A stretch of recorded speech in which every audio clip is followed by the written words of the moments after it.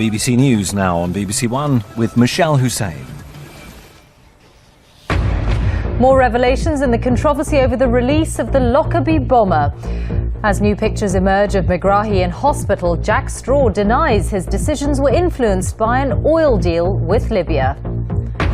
A murder investigation is underway after a 9-year-old girl is found strangled in a lorry. A landslide victory for Japan's opposition. Voters reject the party that's ruled for almost 50 years. And Jenson Button and Lewis Hamilton spin out of the Belgian Grand Prix.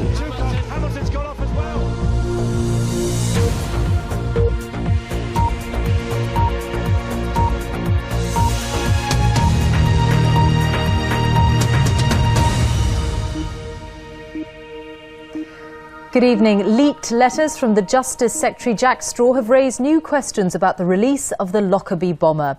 The letters appear to show that the fate of Abdel Basit al-Megrahi was being considered in Westminster 2 years ago, at the same time that BP was negotiating a major oil deal with Libya.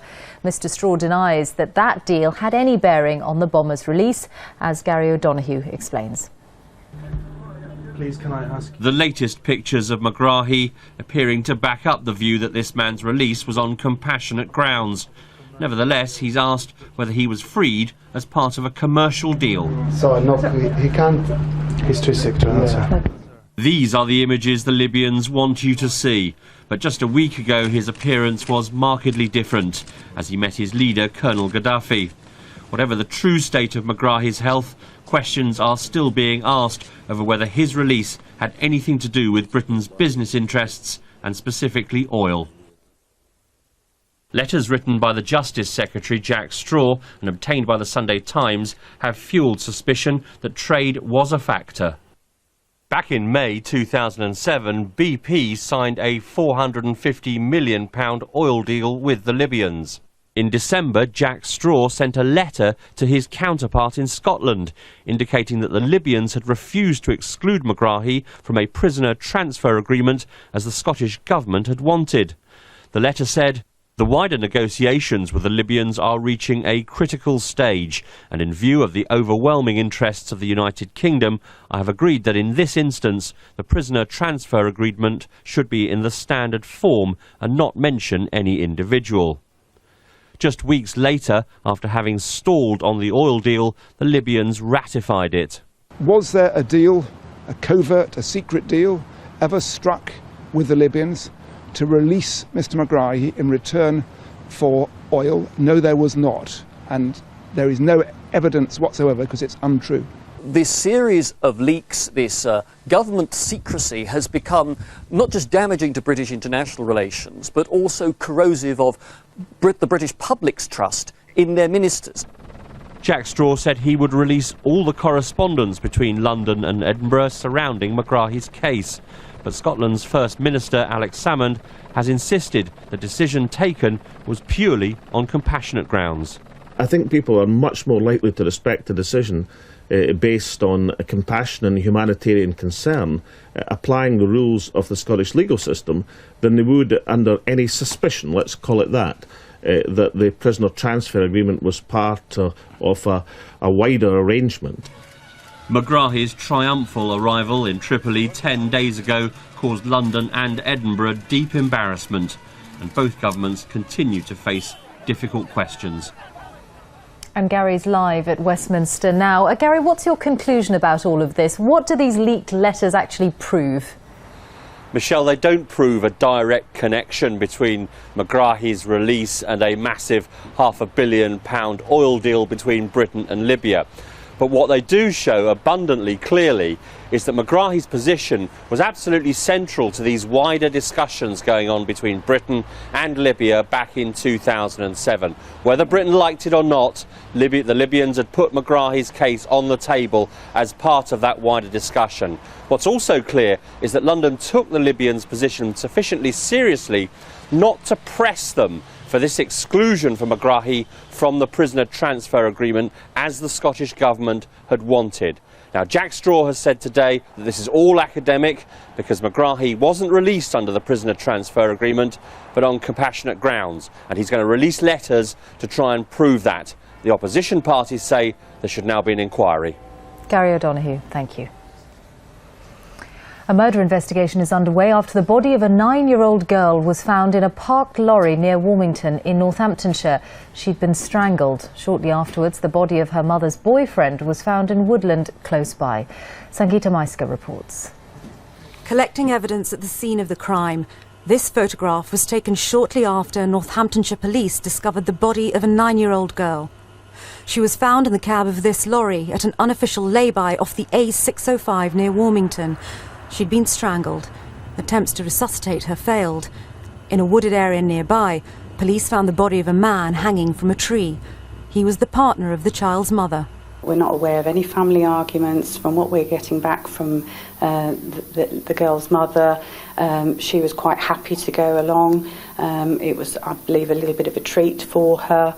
And they were a fairly happy unit of people. So this came as a very big surprise, a shock to the family for this tragic event to have unfolded.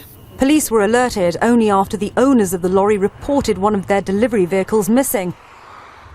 The man and the little girl set off from the West Midlands at 3 a.m. on Friday morning. They were due to return that night. But one eyewitness reported seeing the lorry pull over near Warmington that evening. It wasn't until 2 p.m. on Saturday that the police were contacted. Using satellite, they tracked the lorry to the lay-by. Tonight, police say they are no closer to uncovering why this little girl was murdered by a man involved in her care. Investigating officers say that they're keen to trace the route that the lorry containing the little girl's body took as it drove through the Midlands. They're now asking for members of the public with any information to contact them. Sangeeta Maiska, BBC News, Northamptonshire. The party that has ruled Japan for nearly half a century has been decisively voted out after a landslide victory for the opposition.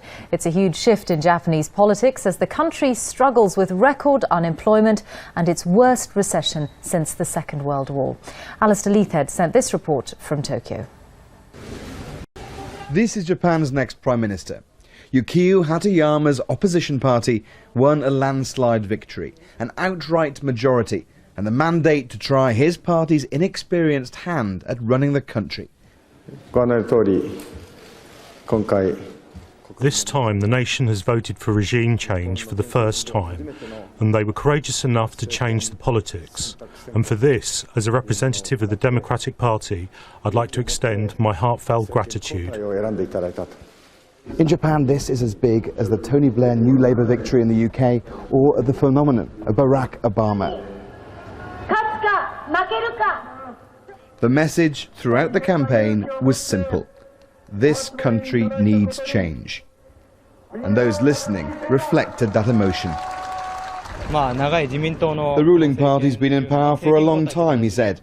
And now it's important to have change, a transfer of power. The opposition Democratic Party of Japan rallied on one side of a main Tokyo railway station, and on the other, the more conservative Liberal Democrats, in power almost continuously since the Second World War. As Prime Minister, Tara Aso called this election, but poor governance and scandal were part of the reason even political heavyweights have lost their seats. The prospect of change has caught the country's attention like never before. Those who feared the unexpected were overwhelmed. Changing for the sake of change is no good, she told me. I would agree with change if there was some reason, something behind it, but there isn't. But you don't have to look far below the surface to find people who think there is. These young men are now jobless and homeless and couldn't vote. Unemployment's higher than ever. The recession's been a major factor in the election. Living rough now for a fortnight after losing his job and home, Takeshi Hirano told me he has few expectations about the change which has now come. He and many others feel the old guard gave them nothing. The new government has a lot to do to bring Japan out of recession and to get its young off the streets and back to work. Alistair Leithhead, BBC News, Tokyo. A Chinook helicopter has had to be destroyed to prevent it falling into enemy hands after it was damaged by a hard landing in Afghanistan.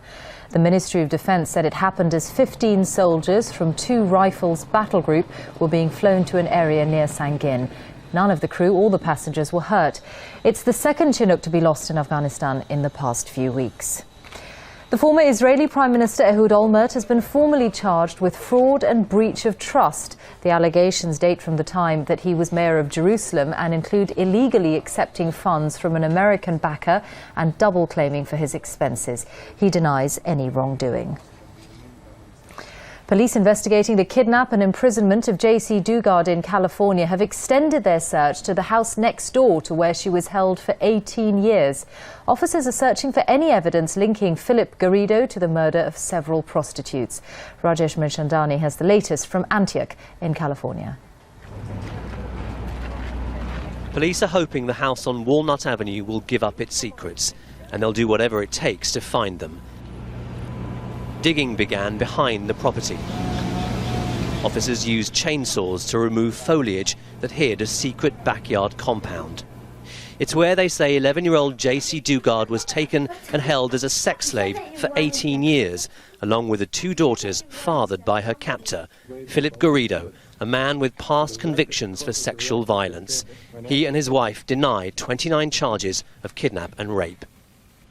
Today they searched a shed behind the next-door property where Garrido once lived, and police confirmed this is a much wider investigation. Are there any other cases of missing persons or potential murders that you are investigating that could have links to this property apart from the prostitutes and J.C. Dugard? Any other people? As far as the 3 agencies, there are a number of open cases. I'm not sure if any other agencies are involved in that, but at this point, we'd definitely be remiss if we didn't ask that question, and it's just too early to answer at this point. So do you think Philip Garrido might be a serial killer? I can't comment on that. Police say Garrido is now a person of interest in the murders of 3 prostitutes in the 1990s. Their bodies were found near where he worked. Multiple law enforcement agencies have been searching this site, looking for clues in several different crimes. They already know Philip Garrido is a sex offender. What they want to find out is, could he be a serial killer too? It comes as the first glimpses emerge of how JC and her daughters lived for many years. Among piles of rubbish, they try to find some comfort. It was squalor, but the only home the young girls ever knew. Meanwhile, 200 miles away, some are celebrating. This is Lake Tahoe, JC's hometown. Nearly 2 decades after her disappearance, there's relief. She's now back with her family. Rajesh Mirchandani, BBC News in Antioch, California. Time now to catch up with the day's sports news with Selina Hinchcliffe. Selina. Thank you. Hello, good evening. Kimi Raikkonen managed to clinch Ferrari's first win of the season at the Belgian Grand Prix, a race full of incidents. It was a good day for Force India and Giancarlo Fisichella, but not for Lewis Hamilton and the championship leader Jenson Button. Both British drivers crashed out in the first lap, as Kevin Geary reports. And here's a man, the championship leader, who needs a good race. Jenson Button said before the race started that failing to score points at Spa would be disastrous. So who knows how he'd describe what happened on the opening lap. Hit from behind, he spun out of the race. Same lap, same outcome for Lewis Hamilton, only more spectacular. He'd been taken out by rookie driver Jaime Alguersuari. Hamilton's got off as well. Jenson spun at turn 5 and everyone kind of looked like they were piling into him, so I backed off a little bit and then I got hit from the people behind me, so I tried to avoid it all, but it's just one of those things. Frustrating. First time I haven't finished a race this year, and basically it's because I was back in 14th on the grid. So Button's Brawn teammate Rubens Barrichello fared somewhat better, that's despite his car catching fire, and an oil leak meant that he drove the final 3 laps with smoke pouring out the back. He limped over the line 7th. The race itself was overshadowed by the drama at the start, but Kimi Raikkonen, who started in 6th, rode his luck, giving Ferrari their first win of the season. But he's done it! Kimi Raikkonen wins for Ferrari in Belgium! Raikkonen was hounded for the majority of the race by pole sitter Giancarlo Fisichella, who gave Force India their first points in Formula One. So not exactly an invigorating Spa session for Britain's Big Two, and things are getting worrying for Button in particular. He's still 16 points clear at the top, but hasn't reached the podium for 5 races. Kevin Geary, BBC News. Now, Match of the Day 2 follows the news here on BBC One, so if you don't want to know the results from today's 3 Premier League matches, it's that time to look away or turn down the sound. Emmanuel Adebayor kept up his record of scoring in every league game this season as Manchester City beat Portsmouth 1-0. Aston Villa were 2-0 winners at home to Fulham. Gabriel Agbonlahor scored a superb second goal for Villa. And Everton got their first league win of the season. They beat Wigan 2-1 with a penalty from Leighton Baines in injury time. Celtic have moved level on points with Rangers at the top of the table after beating Hibernian at Easter Road. Georgios Samaras scored the only goal of the game just before half-time. Celtic had to play the last half an hour with 10 men after Aidan McGeady was sent off for diving, his second bookable offence. Elsewhere, St Johnstone drew 2-2 with Hearts. Now, just when Australia's cricketers thought they had the chance of a tiny bit of Ashes revenge, the rain came down and their 2020 match against England had to be abandoned. Australia were put into bat at Old Trafford. Stuart Broad and Paul Collingwood took 2 wickets each. Cameron White hit a quick-fire 55, which helped Australia to 145 for 4. And before the rain, England made a terrible start and were 4 for 2 before the weather intervened. And that's all the sport, Michelle. Selina, thank you. The chat show host Simon Dee, one of the biggest stars on British television in the 1960s, has died at the age of 74. His real name was Nicholas Henty Dodd, and his show, Dee Time, was synonymous with the spirit of the swinging 60s. Colette Hume looks back on his life. Good evening. I think we must take this off. He was one of the biggest TV and radio stars of the 1960s and the first voice to be heard on the pirate radio station Radio Caroline. My name's Simon Dee, with you for the next 2 hours. First one off the top of the pile, the Hollies, Rockin' Robin. He joined the newly created Radio 1 and as a regular presenter of Top of the Pops, he rubbed shoulders with some of the biggest names of the era. But it was as the presenter of the television show Dee Time that he's perhaps best known. At its peak in the late 1960s, it attracted audiences of more than 15 million. Sadly, Simon Dee's fall from grace was as spectacular as his rise to fame. He left the BBC for London Weekend Television, but he was sacked, and comeback attempts were unsuccessful. He was later sent to prison for failing to pay his rates and drifted into obscurity. His career rocketed to terrific stardom, but he was one of those people that couldn't handle the fame. And he had a lot of people all around him who were telling him the whole time how great he was, and it all unfortunately went to his head.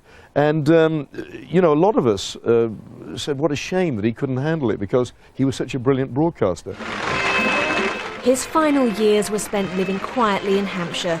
Diagnosed with bone cancer just a few weeks ago, he died this morning. Friends say he was a thoughtful and kind man who'd enjoyed his heyday and wasn't bitter about his career. Simon Dee, who died today. That's it from us for now. You can see more on all of today's stories over on the BBC News channel. But for now, from Selina, me and the team, good night.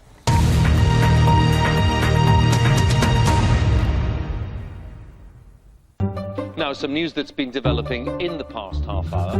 We have pictures BBC News would like to draw your attention to the fact that you can watch BBC News live online at bbc.co.uk/news. As it progresses.